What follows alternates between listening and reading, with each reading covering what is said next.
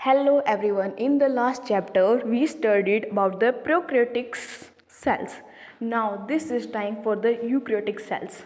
सबसे पहले हम यूकैरियोटिक सेल्स के बारे में क्या पढ़ेंगे। जो यूकैरियोटिक सेल्स होती हैं वो आइडेंटिकल नहीं होती, और मैं आपको प्रोकैरियोटिक और यूकैरियोटिक में डिफरेंस बता देती हूँ। जो प्रोकैरियोटिक सेल्स होती हैं उनके पास क्या क्या होता है, एक तो सेल वॉल होती है, एक प्लास्टिड्स होते हैं और एक वैक्यूल होता है। जबकि एनिमल सेल में उनसे अलग सिर्फ एक सेंट्रोमियर होता है। ओके, अब हम बात करेंगे सेल मेम्ब्रेन की। जो सेल मेम्ब्रेन है ना, उसको पता है उसको कब स्टडी किया? जब इलेक्ट्रॉन माइक्रोस्कोप की डिस्कवरी हुई, जो कि 1950 में हुई थी। ठीक है, केमिकल स्टडीज़ जो सेल मेम्ब्रेन पे हुई वो ज़्यादातर आरबीसी पे हुई। ठीक है, जिसकी वजह से हमने प्लाज्मा मेम्ब्रेन का स्ट्रक्चर निकाला। सेल मेम्ब्रेन और प्लाज्मा मेम्ब्रेन में कंफ्यूज ना हो, ये दोनों एक ही नाम है। ठीक है, ओके। अब जो सेल मेम्ब्रेन है वो किसकी बनी होती है? जो सेल मेम्ब्रेन है वो लिपिड और प्रोटीन की बनी होती है। ओके, इसलिए मैंने बताया था आपको स्टार्टिंग में पार्ट 1 में कि जो आरबीसी है उसमें 52% प्रोटीन है और 40% लिपिड है। जो लिपिड है उसमें सबसे ज़्यादा क्या होता है? फोस्फोलिपिड्स होता है। फोस्फोलिपिड्स कैसे में होता है? बाइलेयर। फोस्फोलिपिड्स कैसा होता है? बाइलेयर अरेंज्ड होता है। और फोस्फोलिपिड्स से आगे कोलेस्ट्रॉल जो होता है उसकी मात्रा पाई जाती है। अब जो चीज़ आपको याद रखनी है वो ये है कि जो हाइड्रोफोबिक साइड होती है ना वो इनर की तरफ होती है, और जो हाइड्रोफिलिक साइड होती है वो आउटर की साइड होती है। ओके, जो हाइड्रोफोबिक टेल होती है वो इनर पार्ट ऑफ सेल में होती है, और जो नॉन पोलर टेल है सैचुरेटेड हाइड्रोजन वो एक्वस एनवायरनमेंट को बचाती है। अब हम कैसे, depending on the ease of extractions, जो प्लाज्मा मेम्ब्रेन है वो दो टाइप में क्या की गई है? डिवाइड की गई है। एक तो है पेरिपेरल, जिसमें ये जो प्लाज्मा मेम्ब्रेन है ये क्या होती है? सरफेस पे ही होती है। ओके, वैसे तो प्रोटीन को हम कैसे निकाल सकते हैं प्लाज्मा मेम्ब्रेन से? Depending on the ease of the extraction of the protein from the plasma membrane, it is divided into two parts. Okay, it is divided into two parts, one peripheral and the second one is integral. Integral में जो protein है वो बहुत integrated होते हैं in the membrane, और पेरिपियल में जो प्रोटीन्स होते हैं वे सरफेस पे लाई करते हैं। ओके, जो एक इम्प्रूव मॉडल था ना प्लाज्मा मेम्ब्रेन का वो 1972 में सिंगर एंड निकोलसन ने रिप्रेजेंट किया था, और इन्होंने क्या बताया था कि जो लिपिड हैं उसकी वजह से प्लाज्मा मेम्ब्रेन क्या कर पाती है? मूव कर पाती है। Quasi fluid nature of lipid enable the lateral movement of protein. Protein का जो मूवमेंट होता है वो किसकी वजह से होता है? फ्लूइड के क्वासी फ्लूइड नेचर की वजह से। जो फ्लूइड नेचर है वो मेम्ब्रेन का वो किस चीज़ के लिए ग्रो है? ताकि सेल की ग्रोथ हो जाए, इंटरसेलुलर जंक्शन हो जाए, एंडोकाइसिस हो जाए, सेल डिवीजन हो जाए। अब देखो, अगर हम किसी चीज़ को हाई कंसनट्रेशन से लो कंसनट्रेशन में लेके जाएं तो हमें कोई एनर्जी नहीं देनी पड़ेगी। तो जिसमें कोई एनर्जी नहीं होती उसको हम क्या कहते हैं? Passive transport.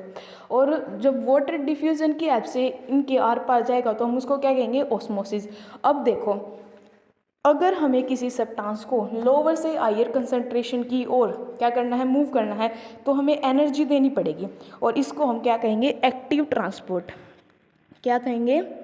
Active transport. जो पोलर मॉलिक्यूल्स होते हैं वो जो है वो नॉन पोलर लिपिड बाइलेयर से क्या नहीं पाते? पास नहीं हो पाते।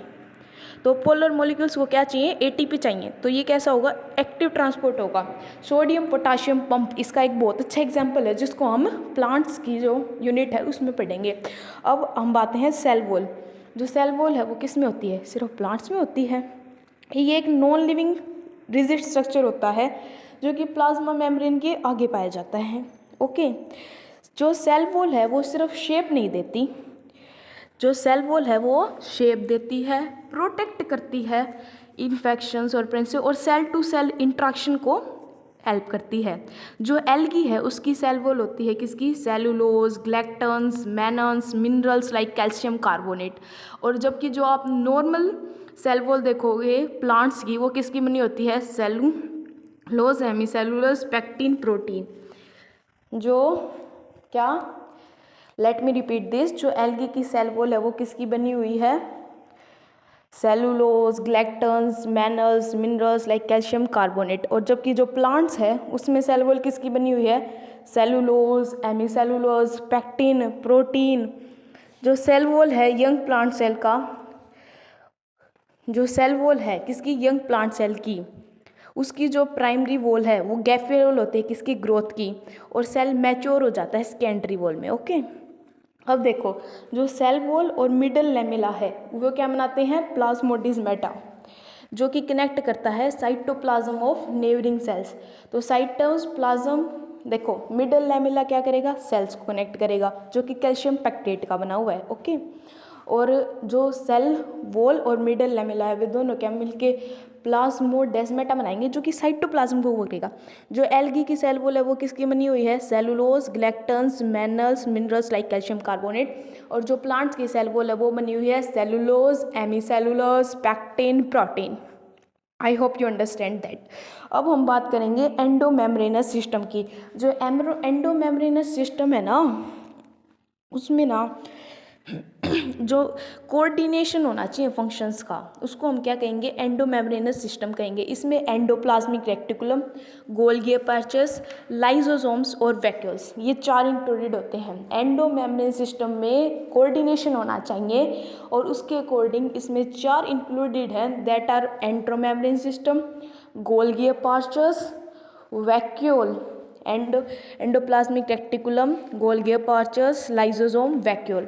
ये 4 ऐसे हैं जो कि किस में इंक्लूड है? एंडोमेम्ब्रेन सिस्टम में। एंडोमेम्ब्रेन सिस्टम में इंक्लूडेड है क्योंकि इनके बीच में कोऑर्डिनेशन है। किन किन के बीच में कोऑर्डिनेशन है?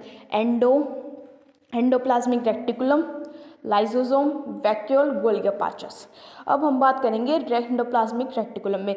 जब हमने माइक्रोस्कोप से देखा, जिससे इलेक्ट्रॉन माइक्रोस्कोप से, तो हमें नेटवर्क दिखा टीनी ट्यूबुलर स्ट्रक्चर्स का, जो कि साइटोप्लाज्म में पड़ा था, उसको हमने एंडोप्लाज्मिक रेक्टिकुलम कहा। जो एंडोप्लाज्मिक रेक्टिकुलम है वो 2 टाइप की होती है, rough endoplasmic reticulum, smooth endoplasmic reticulum. जो रफ एंडोप्लाज्मिक रेक्टिकुलम है उसमें प्रोटीन का सिंथेसिस होता है और सिक्रेशन होता है। जबकि जो स्मूथ एंडोप्लाज्मिक रेक्टिकुलम है उसमें क्या होता है? लिपिड का सिंथेसिस होता है। और in animal cells lipid like steroid hormone are synthesized in smooth endoplasmic reticulum. जो गोल्गी अपैरेटस है उसकी जो डिस्कवरी किसने की थी? कैमिलो गोल्गी ने। कब की थी? 1898 में। और इसमें ना कई लेयर होती हैं, इनफोल्डिंग्स, जिनको हम क्या बोलते हैं? सिस्टरे। क्या बोलते हैं? सिस्टरे। और जो माइटोकॉन्ड्रिया की इनर मेम्ब्रेन की फोल्डिंग होती है उसको हम बोलते हैं क्रिस्टे। ओके, ये डिफरेंस आपको याद रखना है, आप कंफ्यूज ना हो जाएं। ओके, ये एक डिश शेप्ड की होती है गोल्गी अपैरेटस की, जिसका जो साइज है वो क्या होता है? 0.5 माइक्रोमीटर से 1.0 माइक्रोमीटर तक। और ये एक दूसरे क्या होती है? पैरेलल होती है। और ये इनका जो, अब देखो जो मेन बात है गोल्गी अपैरेटस की जो आपको याद रखनी है वो ये है कि ये सिस और ट्रांस होते हैं। जो सिस होता है वो क्या होता है? कनकेव होता है। और जो ट्रांस होता है वो मैच्योर्ड फेस होता है, जो कि कन्वेक्स होता है। तो आपको याद रखना है कि जो प्रोटीन बना कहाँ से बना? एंडोप्लाज्मिक रेक्टिकुलम से। वो किस में आएगा? पहले सिस फेस में आएगा, फिर ट्रांस फेस में आएगा। ये प्रीवियस ईयर क्वेश्चन है जो कि आपको याद रखना है। जो गोल्गी अपैरेटस है वो क्या करती है? पैकिंग का फंक्शन करती है। क्या करती है? सबसे पहले तो ये पैकिंग का फंक्शन करती है। Materials to be packed in the form of vesicles from the ER fuse with the cis. फिर मैच्योरिंग फेस, सबसे पहले क्या होगा? ईआर फ्यूज करेगी किसके साथ? सिस फेस के साथ, जो कि क्या है? कनकेव है, जो कि फिर ट्रांस फेस में जाएगा। जो गोल्गी अपैरेटस है वो इसीलिए एंडोप्लाज्मिक रेक्टिकुलम के क्या रहते हैं? क्लोज एसोसिएशन में रहेगी कि एंडोप्लाज्मिक रेक्टिकुलम क्या का सामान बना देगा और गोल्गी अपैरेटस को पैक करके भेज देगा। बेसिकली जो गोल्गी अपैरेटस है, ठीक है, बेसिकली जो गोल्गी अपैरेटस है वो कुछ प्रोटीन्स को क्या करता है? मॉडिफाई करता है, जो कि रेक्टोप्लाज्मिक रेटिकुलम से आए हैं। वो किस फेज में होता है? वो सिस्टर्ने में हो जाता है, before the trans phase. Okay, cisternae क्या करती है? प्रोटीन को मॉडिफाई कर देती है। जो गोल्गी अपैरेटस है वो इंपॉर्टेंट साइट है किसके लिए? फॉर्मेशन के लिए। ग्लाइकोफोर प्रोटीन और ग्लाइकोलिपिड गोल्गी अपैरेटस में क्या करते हैं? बनाए जाते हैं। अब हम अगली बात करेंगे लाइसोसोम्स। लाइसोसोम्स को क्या कहते हैं? Suicidal bags. ठीक है, ये मेम्ब्रेन बाउंड वेसिकुलर स्ट्रक्चर्स होते हैं। पैकिंग की प्रोसेस जो होती है गोल्गी अपैरेटस में, उससे हम लाइसोसोम्स बना देते हैं। जो आइसोलेटेड लाइसोसोम वेसिकल्स है वो बहुत रिच है in almost all type of hydrolytic enzyme, hydrolases, lipases, proteases, carbohydrases, ताकि जब एक्टिव एसिडिक पीएच मिले तो ये क्या कर सके, डाइजेस्ट कर सके किसको, कार्बोहाइड्रेट को, प्रोटीन को, लिपिड को, न्यूक्लिक एसिड्स को। लाइसोसोम्स के पास क्या होते हैं, इनके एंजाइम्स होते हैं जिसकी वजह से उनको खा पाता है कार्बोहाइड्रेट को, प्रोटीन को, न्यूक्लिक एसिड्स को, लिपिड्स को। अब हम बात करेंगे किसकी, now we will talk about, अब हम बात करेंगे किसकी, वैक्यूल्स की। जो वैक्यूल्स है वो क्या है, मेम्ब्रेन बाउंड स्पेस है जो कि साइटोप्लाज्म में पाया जाता है। प्लांट सेल की 90% स्पेस वैक्यूल्स रखते हैं। ये क्या करता है, वॉल्यूम ऑफ सेल में कंट्रीब्यूट करता है। वैक्यूल के ऊपर जो एक सिंगल लेयर होती है उसको हम क्या बोलते हैं, टोनोप्लास्ट बोलते हैं। ये नंबर ऑफ आयन और अदर मेटेरियल को अगेंस्ट कंसंट्रेशन गारंटी क्या करती है, ट्रांसफर करती है, जिसकी वजह से जो कंसंट्रेशन है वो वैक्यूल में ज़्यादा पाई, किसके प्रेजेंट है, साइटोप्लाज्म में। अमीबा में जो कॉन्ट्रासाइल वैक्यूल है वो इम्पोर्टेंट है किसके लिए, ओस्मो रेगुलेशन के लिए और एक्सक्रीशन के लिए। अमीबा में जो कॉन्ट्रासाइल वैक्यूल है वो ओस्मो रेगुलेशन और एक्सक्रीशन के लिए इम्पोर्टेंट है। प्रोटिस्टा में जो फूड वैक्यूल्स होते हैं वो फॉर्म्ड होते हैं by engulfing the food material, by engulfing the food material. अब हम बात करेंगे माइटोकॉन्ड्रिया की। जो एंडोमेम्ब्रेन सिस्टम से वो क्या क्या थे, एंडोप्लाज्मिक रेटिकुलम था। एंडोप्लाज्मिक रेटिकुलम में क्या था, तो वो था। उसके बाद उसमें आर और एसईआर थे। आर प्रोटीन बनाते थे और जो एसईआर स्मूथ एंडोप्लाज्मिक रेटिकुलम था वो क्या बनाता था, लिपिड बनाता था। ओके, फिर हमने पढ़ा गोल्गी अपैरेटस के बारे में, जिसमें क्या होती है सिस्टरने क्या करती है, प्रोटीन का मॉडिफिकेशन करती है इससे पहले कि उसे ट्रांसफेस में भेजा जाए। जो एंडोप्लाज्मिक रेटिकुलम क्या क्लोज एसोसिएशन में होता है गोल्गी अपैरेटस, ताकि वो पैकिंग कर सके। एंडोप्लाज्मिक रेटिकुलम छोड़ा, उसने पैक किया, पहले सिस फेस में जाएगा, सिस फेस को कनकेव कहते हैं सॉरी, और ट्रांस मैच्योरिंग फेस होता है, फिर ट्रांस में जाएगा। बेसिकली जो गोल्गी अपैरेटस है वो पैकिंग का करता है और फॉर्मेशन करता है ग्लाइकोलिपिड और ग्लाइकोप्रोटीन की। जो लाइसोसोम्स हैं वो क्या करते हैं, डाइजेस्ट करते हैं, किस को डाइजेस्ट करते हैं, और ये पैकिंग के थ्रू ही बनते हैं, किसमें, गोल्गी अपैरेटस में। ये करते हैं कार्बोहाइड्रेट, प्रोटीन, न्यूक्लिक एसिड और लिपिड की। फिर हम वैक्यूल की बात करते हैं। वैक्यूल के ऊपर एक लेयर होती है टोनोप्लास्ट, ये वॉल्यूम ऑफ सेल में कंट्रीब्यूट करता है। प्लांट सेल की 90% वॉल्यूम वैक्यूल के द्वारा बनी होती है। अमीबा में जो कॉन्ट्रासाइल वैक्यूल होती है वो ओस्मो रेगुलेशन और एक्सक्रीशन के लिए क्या है, जरूरी है। जबकि प्रोटिस्टा में फूड वैक्यूल होती है वो एनगल्फ करती है किसको, फूड मटेरियल को। अब हम माइटोकॉन्ड्रिया की बात करते हैं। माइटोकॉन्ड्रिया में 2 लेयर होती हैं, outer layer, inner layer. Inner layer को क्या कहते हैं, क्रिस्टे कहते हैं। क्रिस्टल जो है वो सरफेस एरिया को क्या करती है, इंक्रीज करती है। इनके बीच में क्या होता है, मैट्रिक्स होता है। जो डायमीटर होता है ना वो 0.2 से 1.0 होता है, और जो लेंथ होती है वो 1.0 से 4.1 माइक्रोमीटर होती है। ओके, और जो ये माइटोकॉन्ड्रिया है ना, ये पावर, इसको क्या कहते हैं, साइट्स ऑफ एरोबिक रेस्पिरेशंस। ये एटीपी को रिप्रोड्यूस करता है। अब आप ये सुन लो कि इसके में होता क्या है, इसके मैट्रिक्स में सिंगल सर्कुलर डीएनए होता है, आरएनए मॉलिक्यूल होते हैं, राइबोसोम्स होता है, इसलिए इसको सिंथेसिस ऑफ प्रोटीन भी कहते हैं। उसके साथ साथ एरोबिक रेस्पिरेशन भी कर रहा है, आरएनए मॉलिक्यूल भी है, सिंगल सर्कुलर डीएनए भी है, और ये फ्यूजन के द्वारा क्या करता है, डिवाइड करता है। राइबोसोम्स जो यूकैरियोटिक सेल्स में होते हैं वे होते हैं 80S टाइप के, और जो प्रोकैरियोटिक सेल्स में होते हैं वो होते हैं 70S टाइप के। ये बात आपको याद रखनी है। अब हम बात करते हैं प्लास्टिड्स की।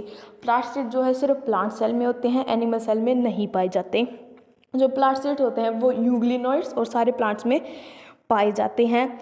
इनको हम ईजिली कर सकते हैं किसके अंडर, माइक्रोस्कोप के अंडर ईजिली प्लास्टिड जो हम देख सकते हैं, जबकि हम माइटोकॉन्ड्रिया को ईजिली नहीं देख सकते, इनको स्टेन करके देखना पड़ता है।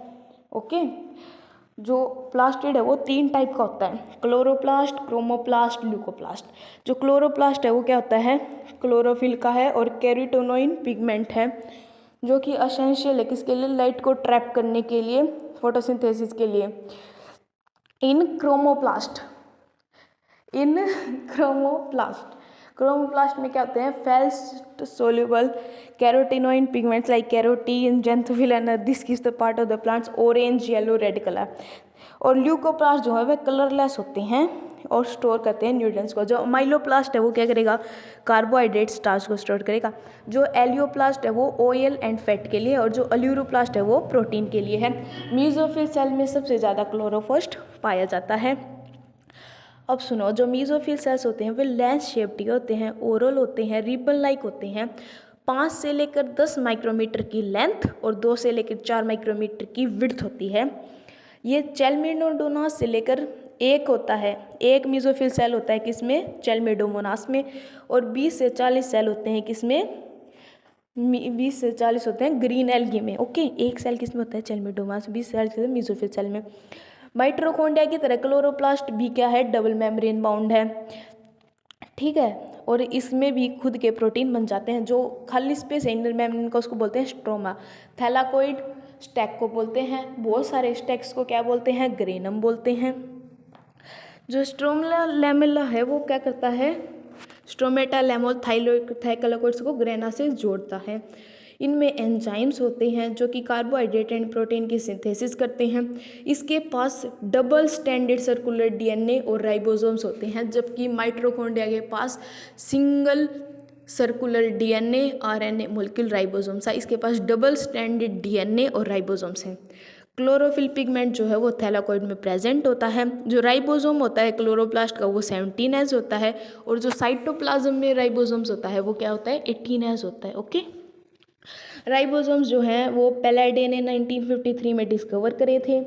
ये आरएनए और प्रोटीन के बने होते हैं। यूकैरियोटिक में 80S होते हैं, प्रोकैरियोटिक में 70S होते हैं। जो S है वो सेडिमेंट्स कोफिशिएंट होता है, ये सेडिमेंटेशन के लिए खड़ा है, ठीक है। अब हम बात करते हैं साइटोस्केलेटन की।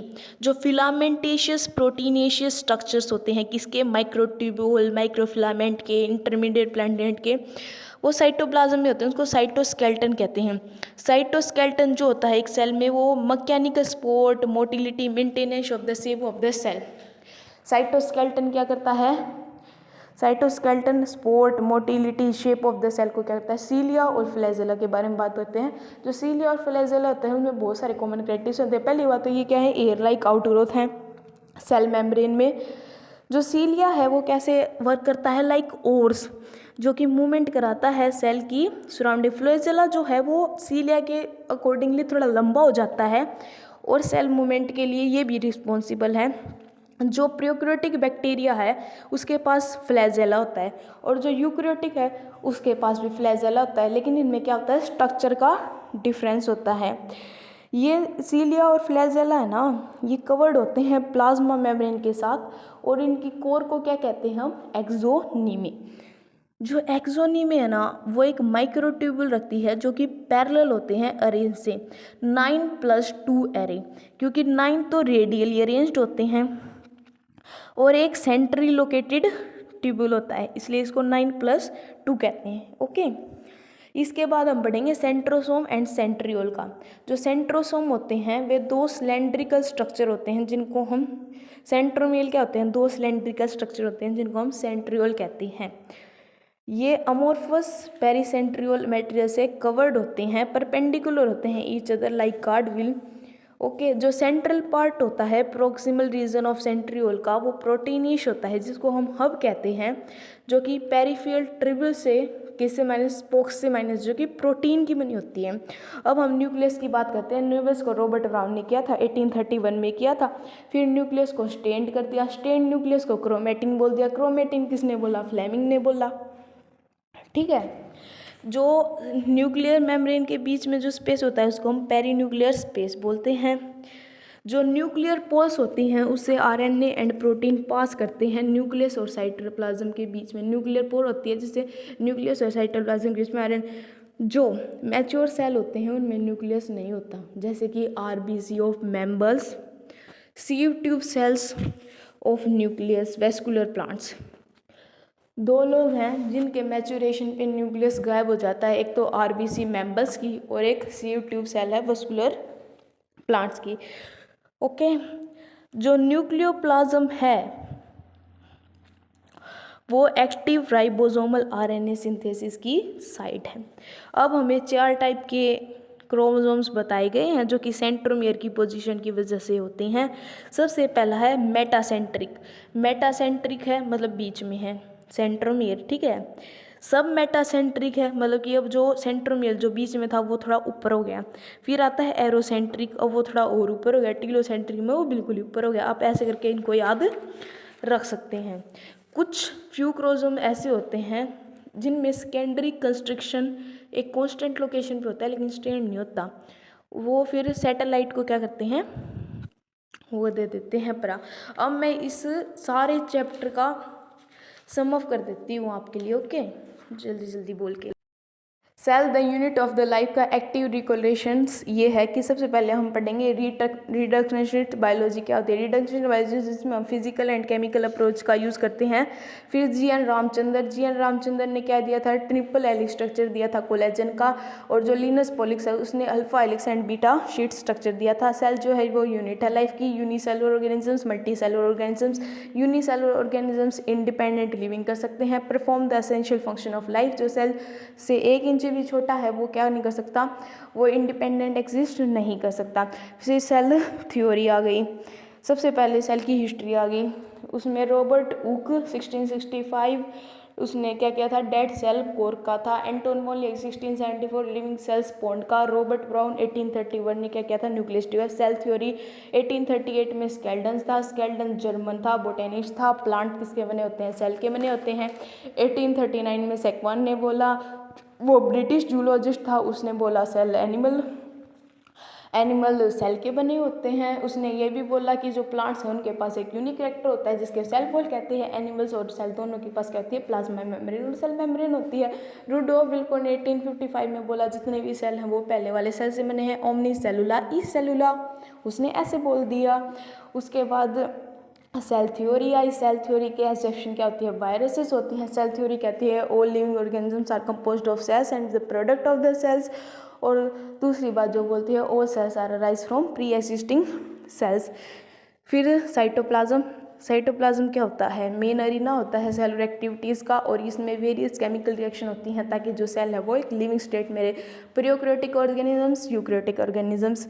अब हम बात करेंगे प्रोकैरियोटिक ऑर्गेनिजम्स की। प्रोकैरियोटिक ऑर्गेनिजम्स होते हैं जिनके पास एक वेल डिफाइंड न्यूक्लियस नहीं होता, ना ही उनके पास सेल ऑर्गेनल्स होते हैं, बट उनके पास राइबोसोम्स जो हैं वो ऐसे नॉन मेम्ब्रेन बाउंड ऑर्गेनल्स हैं जो प्लांट सेल के पास भी हैं और एनिमल सेल के पास भी हैं, ओके।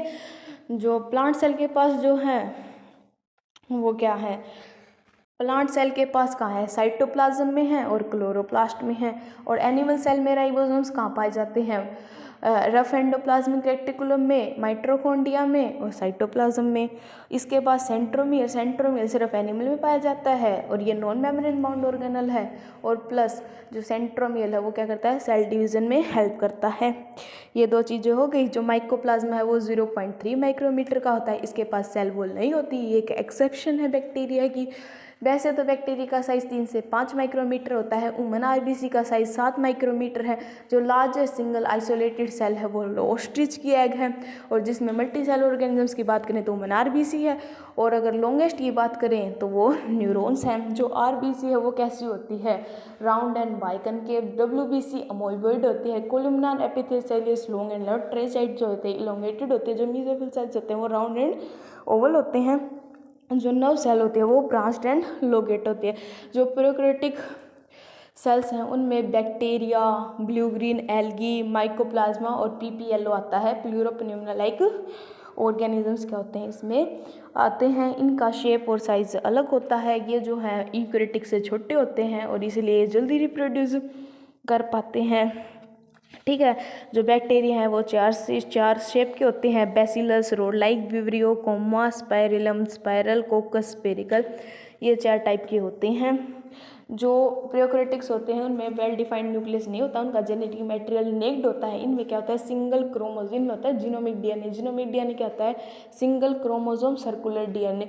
और कई बैक्टीरिया ऐसे होते हैं जिसमें जीनोमिक डीएनए के बाद स्मॉल डीएनए होते हैं। इन स्मॉल डीएनए को हम प्लाज्मिड डीएनए कह देते हैं। जो प्लाज्मिड डीएनए वो क्या करता है, ये यूनिक फिनोटाइप कैरेक्टर्स बैक्टीरिया में इंट्रोड्यूस कर देता है। इसमें से इसने किया भी हुआ है जो कि इसको रेजिस्टेंस बना देता है एंटीबायोटिक्स के खिलाफ डीएनए जो है उसका यूज़ होता है बैक्टीरियल ट्रांसफॉर्मेशन को मॉनिटर करने के लिए with foreign DNA. Nuclear memory okay. जो प्रोकैरियोटिक्स होते हैं उनमें इंक्लूजन बॉडीज़ होती हैं। जो इंक्लूजन बॉडीज़ होती हैं वे अपने साइटोप्लाज्म में रिजर्व करती हैं किसको, फूड मटेरियल को। इसके एग्जाम्पल हमें याद रखने हैं जो कि क्या है, एक तो साइनोफाइशियस, एक फॉस्फेट और एक ग्लाइकोजन ग्रेनुल। गैस वोक्यूल्स हैं जो वो ब्लू ग्रीन और पर्पल ग्रीन फोटोसिंथेटिक बैक्टीरिया में पाई जाती हैं। जो डिफ्रेंशिएटेड फॉर्म जो सेल मेम्ब्रेन या प्लाज्मा मेम्ब्रेन की एक्सटेंशन कह लो या डिफ्रेंशिएशन कह लो वो हो जाती है, जिससे हम मीजोजोम बना देते हैं। मीजोजोम क्या है, एक करेक्टरिस्टिक्स हो जाता है प्रोकैरियोटिक्स का, और ये इनफोल्डिंग ऑफ सेल मेम्ब्रेन में इंक्लूड हो जाता है। और जो प्लाज्मा मेम्ब्रेन है इसकी क्या बना है, इससे एक्सटेंशन से बना है जो कि ट्यूबल्स वेसिकल्स इनकी फॉर्म में भी हो जाती है। ये cell division, cell replications, DNA replication, daughter cells, secretion, respiration, surface area को बढ़ाने में एंजाइमेटिक कंटेंट ये करते हैं, कंट्रीब्यूट करते हैं। अब मेन बात, कुछ प्रोकैरियोटिक्स में जैसे कि साइनोबैक्टीरिया में कुछ और मेम्ब्रेनस एक्सटेंशन होती हैं साइटोप्लाज्म में, जिन्हें हम क्रोमेटोफोर्स कहते हैं, जो कि पिगमेंट को क्या करती हैं, कंटेन करती हैं। सेल एनवेलप 3 टाइप का बना होता है, ग्लाइकोलेलिस, सेल वॉल, प्लाज्मा मेम्ब्रेन। ग्लाइकोकेलिक्स जो है अगर वो स्ट्रोंग है, थिक है तो हम उसको कैप्सूल बोल देंगे, अगर वो लूज है तो हम उसको स्लाइम लेयर बोल देंगे। और इसके साथ ही जो स्टेन हो जाते हैं उसको ग्राम स्टेन बोल देते हैं, जो नहीं हुए उनको ग्राम नेगेटिव बोल देते हैं। और फिर राइबोसोम्स की बारी आती है, तो राइबोसोम्स जो होते हैं वो प्रोकैरियोटिक्स में 15 से लेकर 20 एनएम के साइज़ के होते हैं, और ये 70 राइबोसोम्स होते हैं। पॉलीराइबोसोम्स जो सिंगल एमआरएनए की चेन बनाते हैं, पॉलीसोम जो कि एमआरएनए को प्रोटीन में बदल देता है। अब हम यूकैरियोटिक सेल्स की बात करते हैं। और जो यूकैरियोटिक है उनमें प्रोटिस्टा, प्लांट, एनिमल, फंगी आ गए। इसके साथ जो यूकैरियोटिक है उसमें 80 राइबोसोम्स आते हैं। जो प्लांट्स होते हैं उनके पास प्लास्टिड है, सेल वॉल है और सेंट्रल वैक्यूल है, जबकि एनिमल्स के पास उनसे अलग सिर्फ एक सेंट्रोमियर है। जो सेल मेम्ब्रेन है वो किसकी बनी हुई है, लिपिड और प्रोटीन की बनी होती है। आरबीसी में 52% प्रोटीन 40% लिपिड होता है। जो सेल मेम्ब्रेन है उसकी डिस्कवरी जब इलेक्ट्रॉन माइक्रोस्कोप 1950 में जब की गई। अब depending on the ease of the extraction of the protein, the cell membrane is divided into 2 parts, peripheral, integral। Integral में जब प्रोटीन भीतर है कोनिकट है, जो पेरिफेरल है उसमें सरफेस पर पड़ा है कट जाएगा। जो लिपिड एंड बायोप्रोटीन की सेल मेम्ब्रेन है उसमें फॉस्फोलिपिड्स ज़्यादा है, फिर कोलेस्ट्रॉल की मात्रा पाई गई है। सिंगल एंड निकोल्सन ने फ्लूइड मॉइसिंग मॉडल दिया था प्लाज्मा मेम्ब्रेन का 1972 में, जिसमें इसने कही थी जो लिपिड है वो क्या है, quasi fluid nature of lipid है, जिसकी वजह से प्रोटीन और मेम्ब्रेन की मूवमेंट हो है, और इनकी मूवमेंट जरूरी है ताकि सेल ग्रोथ होवे, फॉर्मेशन ऑफ इंटरसेलुलर जंक्शन और सीक्रेशन और इंटरसेल। हम बिना किसी का दिक्कत के अगर बिना एनर्जी का हुआ तो पैसिव ट्रांसफर, एनर्जी लगा तो एक्टिव ट्रांसपोर्ट, वाटर का डिफ्यूजन हुआ तो ऑस्मोसिस। फ्यू आयन और molecules are transported across the membrane case from lower to हाइगेंस concentration sodium potassium. Cell wall जो है वह प्लांट में किसकी बनी है, सेलुलोज, हेमिसेलुलोज, पेक्टिन, प्रोटीन, और एल्गी में cellulose, galactans, mannans, material like calcium carbonate. और सेल वॉल और जो मिडल लेमिला है वो प्लाज्मा डेमेस्टाजिस है, साइटोप्लाज्म नेबरिंग सेल्स का हुआ है। मिडल लेमिला कैल्शियम पेप्टाइड की बनी हुई है। एंडोमेम्ब्रेन सिस्टम जिसमें वो क्या कोऑर्डिनेशन, और कोऑर्डिनेशन किसमें हुआ है, एंडोमेम्ब्रेन सिस्टम में, गोल्गी एपेरेटस में, लाइसोसोम्स में, वैक्यूल्स में। एंडोमेम्ब्रेन सिस्टम के 2 भागों में है, एक तो आर एस आर में प्रोटीन बनेगी, एस में क्या बनेगा, फैट बनेगी। और फिर है ना इनकी पैकिंग कराएंगे गोल्गी एपेरेटस में। गोल्गी एपेरेटस थी केमिकल गोल्गी ने कराया था, 1838 में डिस्कवर कराया था। ग्लाइकोलिपिड और ग्लाइकोलिपिड और ग्लाइकोप्रोटीन बना कर गोल्गी एपेरेटस में यो पैकिंग करेगा, पहले से स्पेस में जाएगा फिर ट्रांसफर जाएगा। गोल्गी एपेरेटस में क्या होगा, इंक्लूडिंग है रजिस्ट्री आपा के क्या करा, सिस्टर ने क्या करा, इसी के क्या मॉडिफिकेशन करते हैं प्रोटीन की, फिर या सिस में जाए, फिर या ट्रांस में जाए, ट्रांसमेचुरेशन, फिर सिस के है कनकेव फेज है। ओके, फिर लाइसोसोम्स किसको पैकिंग होया करे गोल्गी एपेरेटस की, जिससे लाइसोजाइम्स बनाया करें। और लाइसोजाइम्स के क्या करें, कार्बोहाइड्रेट, प्रोटीन, न्यूक्लिक एसिड और protein, lipid, carbohydrate, nucleic acid करेगा, डाइजेस्ट कर देगा। वैक्यूल जो है वो प्लांट सेल में ज़्यादा है, 90% है वैक्यूल है। अमीबा में जो कॉन्ट्रासेल वैक्यूल है अगर वह उसमें रेगुलेशन और एक्सक्रीशन का जरूरी है, जबकि प्रोटिस्ट में जो फूड वैक्यूल है वह सिर्फ फूड मटेरियल करेगा, एनग्लिम्स वगैरह। अब आगे माइटोकॉन्ड्रिया की बारी। माइटोकॉन्ड्रिया का डायमीटर 0.2 तक 1 माइक्रोमीटर है, अगर इसकी लेंथ 0.1 तले के 4 माइक्रोमीटर लग क्यों है। अगर जो माइटोकॉन्ड्रिया अगर उसमें देख के क्यों है सिंगल सर्कुलर डीएनए है, आरएनए मॉलिक्यूल है और राइबोसोम्स है, जिसकी वजह से खुद का खाना खुद बना लेगा, फिजियन तक रहा है। इसके बाद सरफेस एरिया है जो क्रिस्टे प्रोवाइड करे देवे हैं। ठीक है, फिर प्लास्टिड की बात आवे है। जो प्लास्टिड है वे सिर्फ प्लांट सेल में होते हैं। जिसके बाद ये क्रोमोप्लास्ट, क्लोरोप्लास्ट, ल्यूकोप्लास्ट। जो क्लोरोप्लास्ट हुआ है उसमें क्या है क्लोरोफिल हुआ है और कार्टिनोइड पिगमेंट है जो कि ट्रैप रहेगा। जो क्रोमोप्लास्ट है वो fat soluble carotenoid pigment like carotene, xanthophyll other रहेगा। ल्यूकोप्लास्ट जो है वो कलरलेस से सिर्फ न्यूट्रिएंट्स स्टोर करेगा। जो मोलोप्लास्ट है वो क्या करेगा कार्बोहाइड्रेट ती करेगा। एल्यूरोप्लास्ट ऑयल एंड फैट ती करेगा। एल्यूरोप्लास्ट प्रोटीन ती करेगा।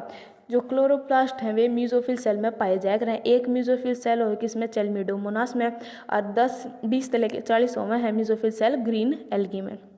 थैलाकोइड तक ये बनेगा ग्रेनम बनेगा। ये स्ट्रोमेटा लैलम तक connect. Microbodies are minute vesicle particles होते हैं इसके साथ चैप्टर